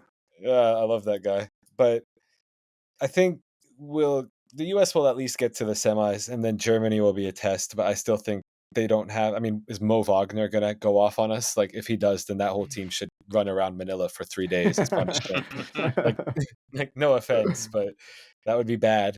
Um, to me, what I was gonna say about Canada is they look gassed. Their depth is not as strong as like the US. So they looked really strong in the first 3 games, and then I noticed it against Brazil. Their offense started getting stuck in the mud because everybody seemed like they were just running out of gas. And then today, their defense was really poor, and it also just seemed like everybody was gassed. I mean, they would have been Still won sitting, though. they would have been going home without Dylan Brooks. Yeah, Dylan Brooks was the that's true. savior. Like he was going off. He Insane. played so well, defense and offense. So to me, Canada does luck out because I believe their quarterfinal is not tomorrow morning. It's the day after, so they have an extra day of rest. But by the time of the semifinals and then the finals, which I believe is only a day in between each, they might be gassed again. So I actually like think Serbia might be the surprise team to come out of that bracket side of the bracket. Barring gas, though, let's just hypothetically say you didn't feel that they were gassed. Do you think? Obviously, it's impossible to take that out, but talent only. Do you think they would still be above, maybe even us? No, I'd say they're below the No. US talent wise, but they would be second best for sure. Yeah, for sure. It's just Shea, dude. He's the Yeah, he's but the scary one. there's so much that they're putting on his shoulders offensively. I mean, that Uh-huh. Brazil game, I don't know if you guys like watched any of it. That was one of the worst offensive games I've ever seen. It was like disgusting. People were just like dying going against each other, and Brazil pulled it out. Or not? Was it Brazil? Yeah, Brazil beat them, right? Brazil beat. Who I did believe so. Canada lose to? It was Brazil, wasn't it? For sure. Yeah, it Yeah, it was was Brazil. Brazil. Yeah, yeah, It yeah. was Brazil. Yeah, that was a It was ridiculous. Brazil. Like, shout out to the Yago. Yago outplayed Shea. That was what it was. The Oh homie yes, yes. Yago. Yeah. So like this Brazil team was a good story, but they had no business beating Canada. And just a side note from the Canada Spain, it was completely non-consequential, but Santi Aldama throwing down a That was windmill jam. sick. That was such a nasty dunk. It's like, what's going on, dude? Santi Aldama with a nasty windmill jam in the lane, dude. He like Like, pump fake third, drove. It was yeah. so nasty. I was like, yo, who is that? Wait. Santi Aldama, dude. So shout out Santi Aldama for that one. Yeah, he balled out today. I was shocked. So He's a good player, but I'll just say, like, yeah, I agree with Brian. I do think Canada we figured to play Canada. They look really strong. To Sebastian's point, I looked it up, and it does look like Kelly Olynyk, Dylan Brooks, RJ Barrett, and Shea are playing about 5 minutes more per game than our top player in the USA team. So yeah, they are playing, and they probably play a much more aggressive type of defense. I can imagine pressing and stuff. So I can see why they could be gassed, and the schedule does play a factor. They get an extra day of rest this side, like Sebastian said. 6, 8, 10 is basically a playoff schedule, right? Every other day, so they got to Mhm. go every other day for the rest of the tournament after that. So I see it, but I do think the game I'm looking forward to is Lithuania and Serbia. Seems like it's just me going to be too. like a good Eastern European brawl for something important, like and uh, that's to me is what encapsulates and like exemplifies FIBA basketball the most. Those like that type of matchup. I'm looking forward to that. And then USA, Italy. No, I mean we should get through. I expect to see Germany. So I see a USA, Germany, Serbia, Canada semifinals, and then we go to Canada, USA. USA takes it. I have agreement with you on semifinals. I just do have Serbia surprising Canada. I've been It's very good. Well, impressed with the Serbia team. well, when I watch that game, I'm gonna watch the semifinals on live, I think, and then we'll see how it goes. I'll I be hope thinking about what you Slovenia said. makes some noise. Mainly Yeah, I because would of love. Luca, dude. I'd love Honestly, Slovenia to beat Canada. I don't that think would be it'll awesome. happen, but it would Yeah. be like A Luka Luka pop dominance. off, a Luka pop Yeah, off. you I never just know. can't stop A him. little Yeah, Luca pop off, dude. he's done it to It's playoff always on games, the so table. It's always on yeah, the table. When they beat totally plausible. Australia, it was such a bizarre game because he shot really poorly, but he was still dominant against Australia, and Yeah. it was like, all right, man, this guy's just like on another level. I do I mean, want to. that'll go ahead. No, I'll finish your point because it's I was gonna say, unrelated.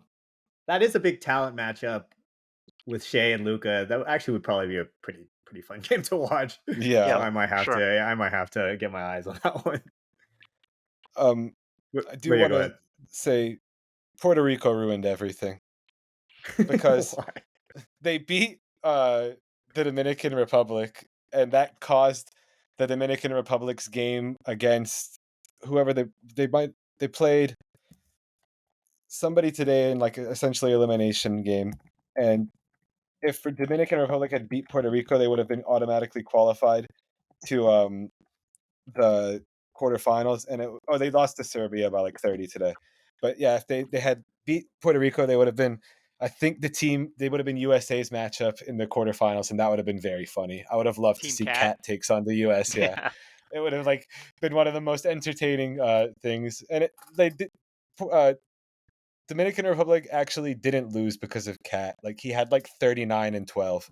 Like he Yeah. really I balled mean, his ass off. he wouldn't be. But He wouldn't be. He's like the best player on the team.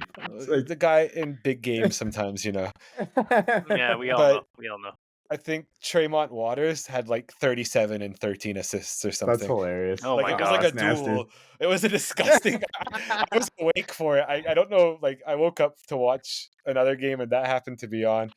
And I was like, yo, what's going on here? And it was just like, I want to say it was like 109 to 107. So it was like extremely high scoring Yeah, for for sure. the World Cup. And it was pretty hilarious. And because of that, they turned that Dominican Republic's game today into an elimination match. And then Puerto Rico played, I believe, Italy and also lost. So instead of getting two like North American Caribbean teams, Puerto Rico decided to ruin everything. Or at least one, I should say. Oh, Puerto Rico. No offense to our Puerto Rican listeners, but you ruined everything. So, anything else on FIBA World Cup? It actually segues very nicely into the top 5 of this week's selected by Sebastian. Anything else Yep. on FIBA? No. Okay. No. Let's take a break. We'll come back.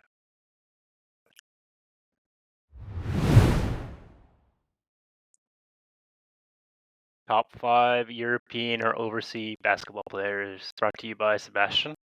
Yes, sir. You want to go first? Lead us. I'll go last. Okay. Damn, that's forceful. Okay, Spicy yeah. things to say. I already Yeah. know he got spicy things to say, dude. I feel like No, my list is pretty. Mine's pretty Let me vanilla. go. I can go. Let me Okay. go. Let me go. Okay, Brian, Let me go. go. Okay, so I actually didn't think this one was too hard. I think with the recent years, we've obviously had an emergence of some crazy all-time players within the past 5-10 years or so. So a lot of these players are actually quite recent. But my list, I'll start with the honorable mention. I'll give it to Manu Ginobili. I think as a longtime Laker rival, Manu is pretty underrated. You know, he always had that title of somebody who, if he just started, he could have been an even bigger star than he was. But for somebody who came off the bench basically his whole career, he's not in the Hall of Fame yet, right? But he probably definitely will be pretty soon. He may already be in. Was he not in this class? I thought. Yeah, I think he may have Tony. been. It was Tony. It was Tony. You know, similar thing. Like I actually always considered Manu to be better than Tony. He got in last even year. though Tony. Oh, he did. Okay. Yeah, Even though Manu even though Manu like obviously didn't have as much like stardom, I suppose. I always thought he was better than Tony. And then number 5, I have Pau. So our guy, 2-time champion, obvious international star with Spain, crazy career with his brother internationally, but also pretty successful career in the NBA. And then, as I mentioned, I think I actually underrated him within his career until nowadays you look at his stats and you look back and you're like, oh, damn, he was actually pretty damn good. He's like pretty high up on the list for blocks. I think I mentioned it before. It's like almost top 10 in blocks, if not top 10 in blocks. And then, a lot of rebounds, played for a pretty long time. So Pau at number 5. At number, it's a tie for 3 and 4 for me. But so I'll just name them both and then say the good things I have. But they're both modern era players. 3 and 4 tie is Nikola and Giannis. I think as of right now, they're pretty similar in achievements. I think Giannis broke onto the scene just slightly earlier by a year or two. Nikola has always been really good, but I think his dominance hasn't really been experienced until his MVP run and, of course, this most recent championship. Giannis is a one-of-a-kind freak, the Greek freak running through downhill. One of the best all-time downhill just because of his length, agility, and athleticism. And then number 2, I have Dirk. Obviously, best shooter, big man shooter of all time. Amazing career, one of the best rings ever, beating the Heat, basically soloing late into his career. And then number 1, I have Hakeem, the Dream. I think, Wow. he's titled as, if Jordan was playing during those times, that actually probably would have been something that stopped him. Is a thing that they always say. They always say, Hakeem went first over Jordan, and nobody ever complains about it because he was so good. Crazy defensive player. He has like multiple years of like 3 steals, 3 blocks, or something like that. I don't think it's that crazy, but it's like very close to something ridiculous like that. Obviously, like the GOAT of big man footwork. And so Hakeem's my number 1, and that's my I DQ top Hakeem. 5. Hakeem the Dream. He played Why for is the that Dream DQ? Team. He played for the Dream Team, like part 2. Yeah, he got U.S. okay. citizzenship, so I view him as a That's fraud. fair. He's on Okay. my list too, so I don't know. I'm I feel also like being that's a fair. hater. I'm also being a hater. Like if That Joel wasn't caveated, dude. No, it's me being a dick. Like I just always find it very dishonorable when somebody does that. But back then it was a little different. It's not like Paolo playing for Team USA over Team Italy. Like back then, I For don't sure. believe like Yeah, yeah. Nigeria had like a great basketball team, so I understand Yeah, it. yeah, But yeah. Hakeem, That's I mean, I fair. love Hakeem. I was just kind of being a dick. I mean, I wrote like I read a biography of his and wrote a book report on him in like elementary school. Oh, really? Yes, like He's- I like in like 3rd grade or 4th grade, like have a lot of respect for Hakeem and his story. Tremendous human being. He's the only one that they said could stop Shaq technically throughout time. A young rookie Shaq. Yeah, But I mean, he yeah, because they dominated him. matched up. Yeah, because exactly like the only person who's ever really dominated Shaq. So Damn. that counts for something. No, That counts for something. great choice in my opinion. I'll go. I'll go next. So for my honorable mention, I have Giannis. Oh, wow. Yeah, very good player, great player, plays the right way, has the right attitude, brings his family along, never forgets where he came from, all that stuff. So like, yeah, he's when you think of like actually a role model in athletes, I think he's pretty close to what you would want to tell someone like a young kid to look up to. A lot of respect, to be honest. Okay, number 5, Arvydas Sabonis is on my list. Good choice. I do not know why I forgot So it's funny. I think it was NBA Jam 1999, the one with Kobe on the cartridge. I played the shit out of that game, and whenever a big man did a dunk, they would do a special cutaway, like camera zoom, and then the robotic voice would go like Shaquille O'Neal for 2 that. or something like that. But I even now ingrained into my head, whenever I'd play Portland, it'd be Arvydas Sabonis for 2.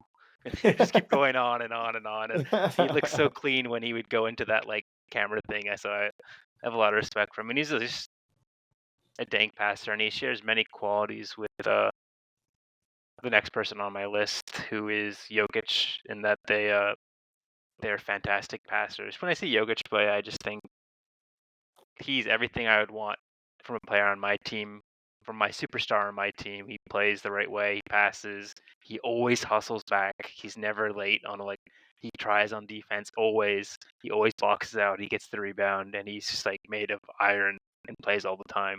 He's an Iron Man, basically. Plays all the time, and he plays the right way. Always makes the right pass. So for me, can't go wrong with Jokic at number 4. Number 3 is Dirk. I'm a big fan of Dirk. I liked his really liked his 2000 what was it, 11 run, Yeah, the championship run. championship run.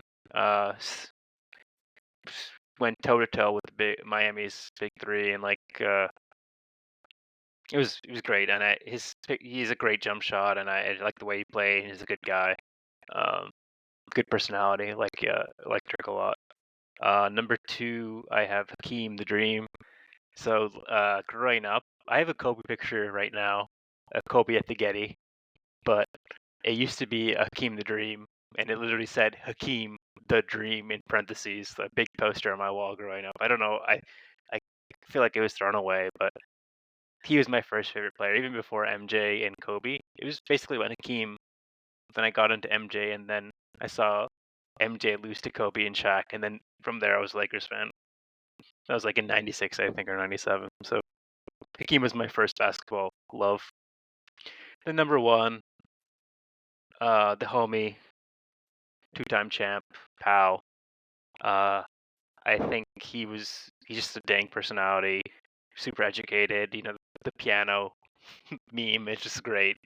And more than anything, now that Kobe's passed, he seemed like he's really stepped in and Yeah.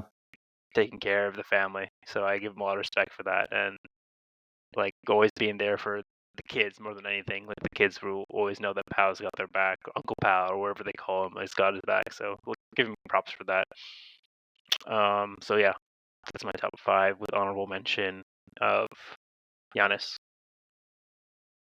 Wow. So you're T.O. Pow, dude. Hmm? T.O. Pow, dude. Number 1. It's crazy. It Yeah. is very impressive what Pau's done. I do agree. You said something that was a bit odd. You said if Kobe and Shaq beat Michael Jordan, which is what made you a Lakers fan. Dude, you grew up in Southern California. No, but my first growing up, I had a Bulls basketball. I only knew of Jordan Yeah. because he was the best. My dad was going to tell me anything about it. So then, just the first person you see on all the commercials and stuff from a casual, that's the most innocent form of casual, would be when you're a kid and you get into the Jordan. sport. Jordan. And after I got gifted Hakeem posters, and then I saw Jordan for myself, and then I remember vividly, I was watching on the couch with my dad, and it was in the '96 or '97 season, and I was like, who are these 2 players who are killing MJ and Phil Jackson? I didn't know who it was. I asked my dad, and he's like, oh, they're just down the street. They play in LA, and then That's since sick. then, yeah, that was a Lakers fan. Yeah, something Down like the that. street. Yeah. No, it's fair. I loved Patrick Ewing when I was very young. I don't know why. I just thought he was the shit. That's worse than Hakeem, I feel. Yeah. He's a worse player, but Patrick Ewing was the shit. Don't speak ill on Yeah, Patrick Ewing. Ewing is pretty legendary, man. Yeah, I love his those thing is Knicks in teams. retrospect.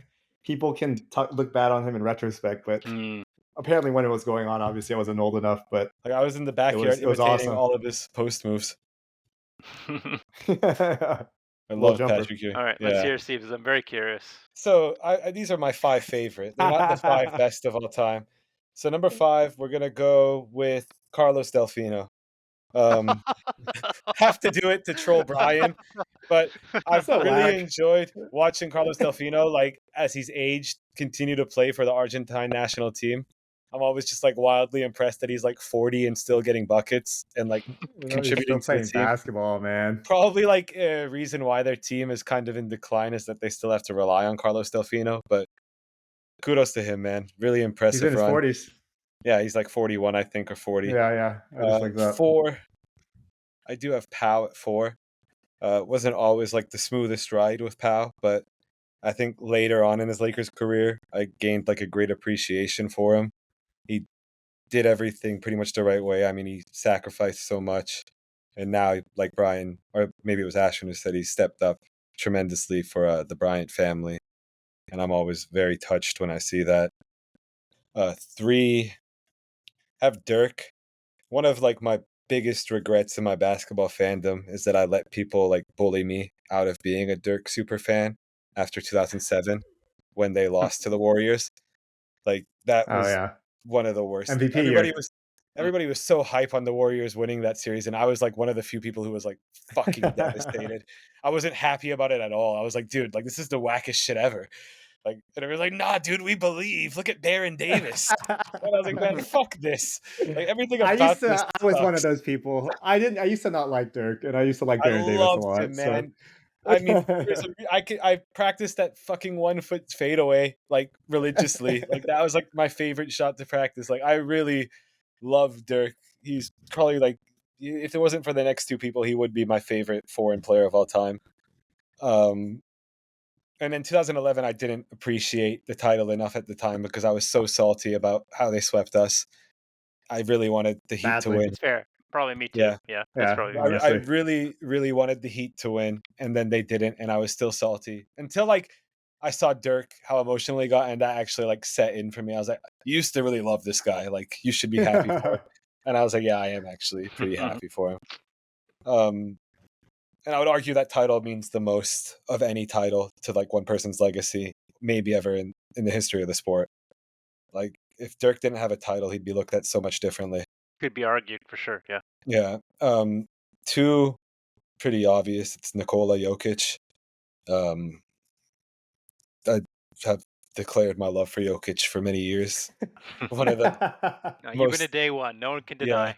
one of the most impressive passing, just actually the most impressive passing big men of all time. That Yeah. title this year was the way I reacted to his title this year is how I should have reacted in 2011. Like for months, I would just be like randomly going through something like, man, Jokic actually won a title. Like you never thought this day would come. Like it Yeah, that is really, kind of crazy. yeah. Yep. It was like they can't Just say to say shit it out loud anymore. still. Like, Yeah, yeah, like that's actually pretty crazy. they can't say shit anymore. He won a title. Like it sets in sometimes, and I'm just like smile. I'm like, yes, he did it. Well said. Yeah. Uh, uh number 1, it's timely and it's very personal. It's Hamed Haddadi. He's played his final game for Iran this past weekend. I teared up. I'm not gonna lie. I cried when they were celebrating him at half court. Both the Lebanon team, which was very classy, and his teammates. Heard his press conference. Everything he had to say was pretty beautiful. The guy just he put Iranian basketball on the map. I mean, growing up, I didn't even know people in Iran played basketball, and he won 3 gold medals in the Asian Cup for Iran. Inspired a whole generation of kids to play basketball. He fucking made the NBA, like, and had like a 5+ year career, and is still playing overseas in China. The guy is just a living legend. He'll be sorely missed. I'll miss waking up in the middle of the night to watch Iran's basketball team and seeing Haddadi out there. I just can't really put into words the impact he's had on Iranian basketball and Asian basketball as a whole, honestly, and he'll be sorely missed. And thank you, Hamed. Yes, that's all I really have to say. And he's really the reason why I wanted to do this top 5, if I'm being honest, because yeah, it was, Yeah, that's fair. Nice yeah, sentiment. Yeah. Yeah. Timely, you said. How Yeah, many like you yeah. said, years? very timely. How many years did he play in the NBA? No, for Iran. How many years did he play for Iran? He played for Yeah. Iran for almost over 20 years, I want to say. Oh my God. And also, just another thing about him, he tore his Achilles 8 months ago and was back playing in this World Cup. Like, that's how badly he wanted it, Yeah. just to have a One send off. last ride, dude. Yeah, and Gotta One respect actually, it.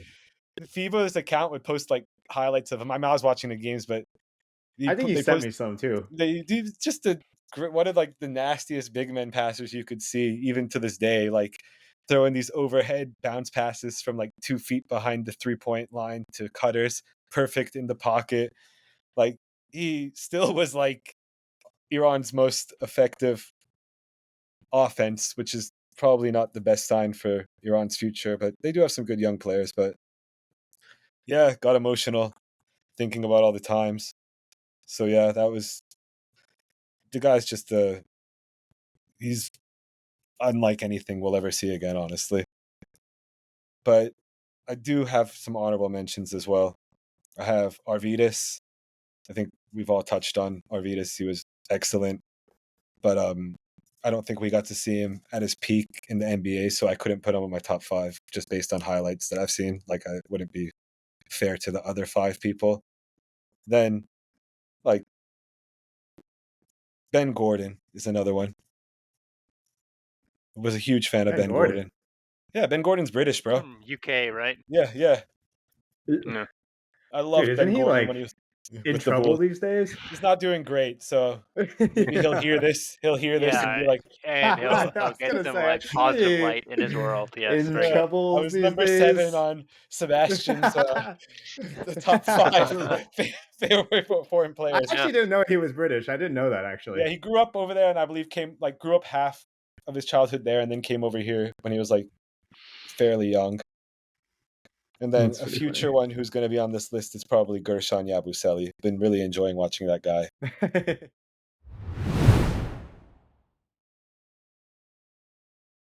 All right, time for Bool or Bust. I'll hand it off to Brian this week to start us off. What was Busty for you this week, Brian, and what was Bool? The bust is kombucha.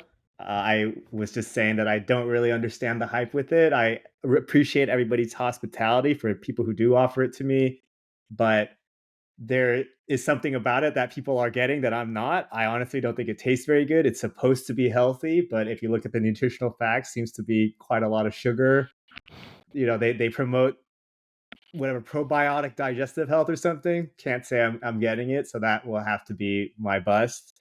My Bool is that I was able to fix my bike after it being broken for a while, and so being able to get back on the roads is always nice. And it's always nice to be able to stay in shape with it. And as the weather starts to cool down a bit, it's starting to be nice to be able to just get some fresh air. But yeah, that's pretty much it for me. I'll just say this on kombucha. I also tried kombucha recently for the first time because of the probiotic For the effects. first time ever. Yeah, Yeah. I've never I know it's alcoholic beverage. I don't really. If I was going to drink alcohol, I wouldn't ever drink a kombucha as the Is it medium to take. alcoholic? I believe it has a small amount of alcohol Like in it. 3 or That's why 4%. Okay, something people like to small. front about the health just so they can get a little buzz. Basically, yeah.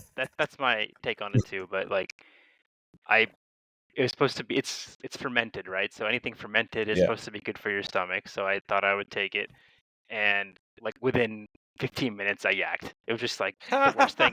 It was like the worst thing ever. So I was like, all right, I will never try dude, so you're on my kombucha again. page, man. Yeah. I wasn't aware that there was still a big like kombucha surge. It felt like it was like a few years ago, and people had slowed on the kombucha hype. I don't know if it's a surge. It's just that I've never really been on it, and I still get offered it quite often, to be honest. Do So you? I've honestly I What do. been circles are offering you in? kombucha, What like plant once in eating, the bike riding kumbaya circles. type shit are you into, Hey Brian? man, I'm in some weird circles. Let's say, dude. It seems like it's like the functional fitness and bike riding community Yes. that would be big in kombucha. a post ride kombucha, dude. Post Yeah. ride booch It or seems something, like dude. or yoga. Max I think VO2 yoga is training like with the kombucha. Yeah. Maybe, man, maybe. But yeah, that'll be. So I guess unexpectedly, my Bool and bust have somehow been threaded together. They're just somehow maybe your be getting Yeah, back on Bool that is bike. causing your bust. We deconstructed it real nice for you, Brian. I didn't know, but somehow they were actually related, dude. Yeah. Good ones. Yeah, unique. Siebes, you got any? Yeah, I got the bust. One of my busts is just watching your favorite athletes retire, but we kind of covered that with the Haddadi segment. But yeah, it just sucks. Like the week before, Korean Zombie retired. Oh no. Oh And damn. yeah, I've got pretty sad watching that. It's just never the best. You want, and especially when it's not retiring on top, like it's after they've lost or something. It's just like, For damn, sure. like your best days are behind you, but we don't want to accept it as fans. And Yeah. I'll intersperse my 2 busts with a Bool. one Bool is accidentally having like a big ice cream cake at your home because you forgot to serve it at your barbecue. It's pretty nice to like just be able to go take like small slices of ice cream cake when you're feeling it every couple days or whenever Yeah. you feel like, yeah, this is a good dessert option. And like I don't eat very much of it. I have like a very small sliver. And I'm like, this is excellent. This is Yeah. a Ice cream top cake's notch bomb. How long on does it hand dessert. last though before it gets that The, taste, that like it has no taste. It tastes delicious. freezer burn taste? Still? Come over and have some. Probably Yeah, come like a over and Yeah, week, have well, some. right? I Yeah. would Probably love like a to. week. Probably a week, It's right? been longer than a week and it's It's still been longer than a delicious. week, yeah. I mean, it's frozen. It's frozen. Yeah, I it's feel like that frozen. keeps, it keeps. I'll check the date. It's probably like a month, I would assume. Yeah, yeah. And then my new bust was recently added right before we started the pod. Was watching the Florida State LSU game. I think it was on ABC, and they kept advertising this new show called The Golden Bachelor, and it made me so uncomfortable. What is it? What is It it? was like this like 70-year-old or 60-year-old dude with a very unsettling voice sitting around chatting with his like 3 daughters, and he's like, what it was just, it's a new dating show for like Yeah, it's like an old dude. And basically the commercials were the worst things I've ever seen in my life. They're like, Dad, we got to talk to you about your texting etiquette. You don't got to put dear in the front, dear whoever in your text. Oh my And then he has this god. like wildly unsettling voice. Like I've actually never heard a worse speaking voice than this guy. Like I couldn't even imitate it. He kind of sounded like a mix of like the old creepy neighbor from Family Guy, but with like slightly deeper. Like, oh, I'm not really into the dating scene anymore. Wait. What advice do you have for me, ladies? And I was just like, nah, fam. Like, this is not about to happen on my watch. This shit will not slide. Yeah. We're Let not me doing. let me read something out. So I just looked up Golden Bachelor, and then one of the, how they have Google questions. One of the questions is, how old will the Golden Bachelor be? And it says the 72-year-old grandfather. Wait, it gets better, dude. Is the star of ABC's first Golden Bachelor, and he's looking for a high energy companion who might join him on the pickleball court or the golf course, dude. Nice. My type of guy, dude. Dude, You should go on it, Ashwin. You'd be a hype partner for this dude. Hey, man, I don't think we can really date, but love to join you. The golf course or Pickleball and the golf pickleballing. course. Yeah, dude. You'd be like I'm humble always- BFF, right? I'm Or always, sorry, I'm always bumble, whatever it's down, called, dude. yeah. Yeah, you could be the young BFF that like is the helps final him. Wingman. the final Yeah. like barometer for these ladies that are trying to Yeah. approach the You have to Golden be cool. You Bachelor. have to be cool with Ashwin, dude. Sorry, I won't date you guys if you're not cool with Ashwin. It's a no go, dude. But yeah, Yeah. I recommend chechecking out the trailer to hear how strange this man's voice sounds. All right. He looks That's strange. actually I crazy. see him. I'm looking Jerry Turner. What a name. We didn't have to put him on blast like that. I think people will find out. Please, but yeah, it's good if it's as big as you say. Yeah. They showed it like the commercial, I want to say every 3 or 4 commercial breaks, and I was just like, nah, man, this is not the demographic either. I mean, these Like, are how many- very airbrushed photos, but he looks pretty healthy for a 72 Yeah, year old guy. Seems like a fine guy. I have no beef with him. Just think this show is very stupid. Yeah. That's fair. Who's out here trying to hear about old people? I don't I know, should man. censor myself. Old people engaging in sexual relations. Who wants to hear about this? Some American television has gone to shit. Let's just say. Damn writer's strike, bro. Yeah, writers strike. So we get AI driven plots. Like someone put this into This does sound ChatGPT. like an AI-driven plot, to be fair. Yeah, That's so some funny. producers at his wit's end. Okay, to me now. So I had 2 busts, but I will save one for later, and I'll add a buy. A So Bool. a bull, sorry, a bull. You Yes. fuck. Working title. Yes, not trademark yet. So my bust is buying things physically in stores. So Like groceries? no, like I'll give you 3 examples. Andrew today wanted to buy the latest expansion of the board game Dune. He called like 5 or 6 different people at Pickleball, Barnes and Nobles and Target and Royalty Gaming, like board games, and none of them had it.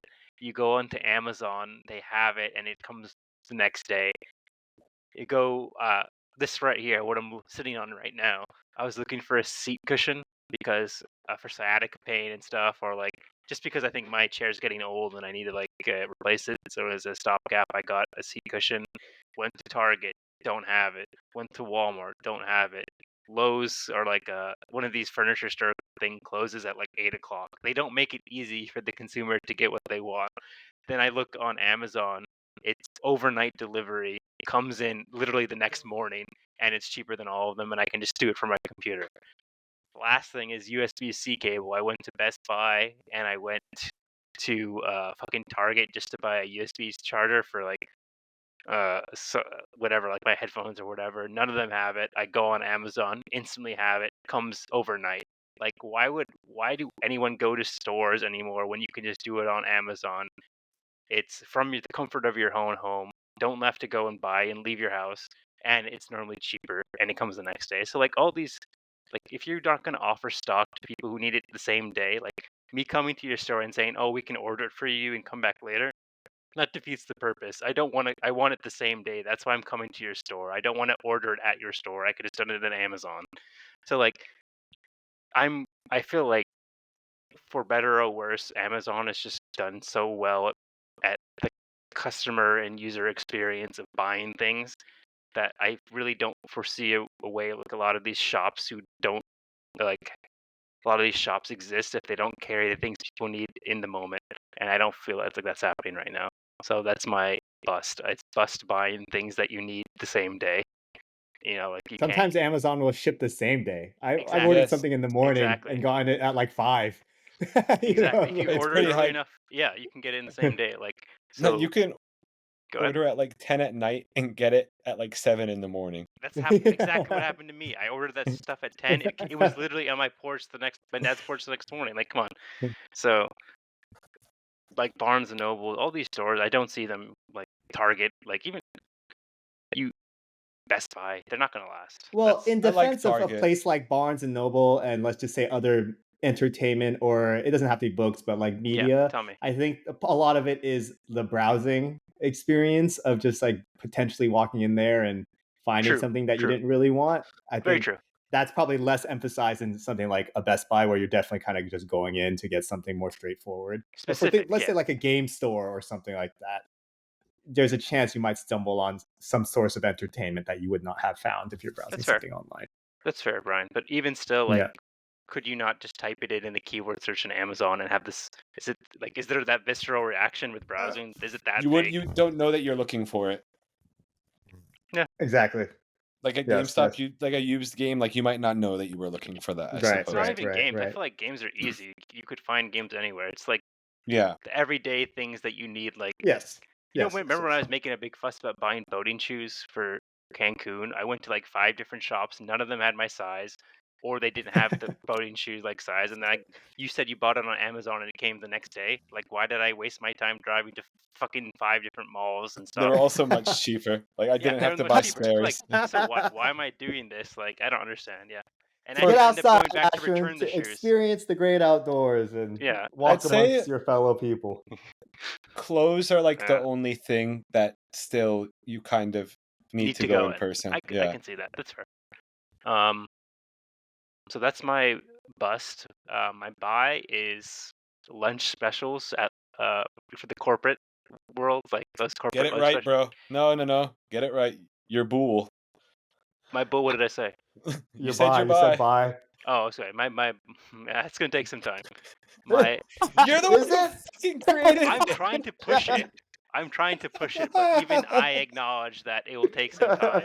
I'm trying I to don't know, differentiate the segment, but yes, it will pretty take time. I'm quick, sorry. quick transition for me and Steves, I Yeah, think, same, man. dude. Okay, Brian. Fine. Fair enough. I have a new bust, bro. So let me rephrase it. I'm sorry. I got checked. I'll take it in stride. That's fine. My my Bool is lunch so funny. specials, and in particular the Stonefire Grill lunch special. So I go to like a lot. I basically go out every day for lunch, Monday through Friday, and I look for things. And I mentioned Amazon Fresh as like a good option, but if you don't want a salad bar, what you end up paying for like the hot bar is basically $15, $13 to $15. When I thought about that, I was like, okay, if that's the case, why don't I try some of these actually nicer restaurants like the Cha-Chas or the Urban Plates and stuff. If I'm going to pay $13 to $15 for lunch anyway, so be it. But I found a delightful. I love Stonefire Girl. I love their breadsticks, and if I'm willing to drive a little bit longer, they have a $10 lunch special where you get like a entree, 2 breadsticks, and then a side, which I think is fantastic value. That is So a great deal. I've been getting that. I go like once or Good twice one. a week. Yeah. So and then another one is like at Cha-Cha's has a pretty good lunch special too if you in the mood for Mexican. So like these, considering what they normally charge and what they give you for lunch, it's like the perfect thing, and you get to like sit in a nice air conditioned thing as opposed to like waiting with a bunch of people at Daphne's or whatever, God forbid, like Amazon Fresh waiting in line in a grocery store or something. So it's different. It's a different experience, but I'm buying it. Oh no, I'm sorry. It is Bool to me. Okay.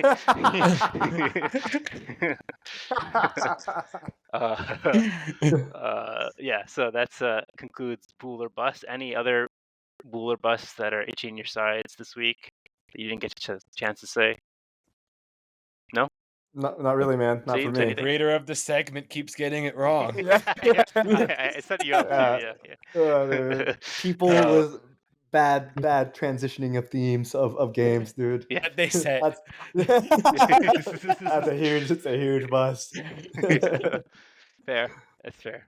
Okay. That concludes the pod for this week. It's pretty straightforward. As you mentioned, a lot of sports are coming around, and we will have to decide carefully what to talk about. But we made it to 10, so thank you guys for coming along with me. Hopefully, Of course. orders of magnitudes more. But I have Song of the Week this week. I really mulled over it, but I think I'm going to choose Skipping Rocks by Odyssey. It's a chill beat. I like it. It's like a head bobber I listen to, and it's a good fall song. Fall's coming around, so when I think of it, I think about like my trip to Chicago when my sister got graduated from one of some school in Chicago, and so that trip I remember listening to the song, and it's like a memory music connection, so that's why I chose it. I hope you enjoy it. Steves, anything? What? Anything else? Brian, anything No, else? I think we've nailed everything. I think we're good to go. Okay, till next week. Thanks. That was Bool Boys, episode 10. Have a good one. Peace. Zai Chen.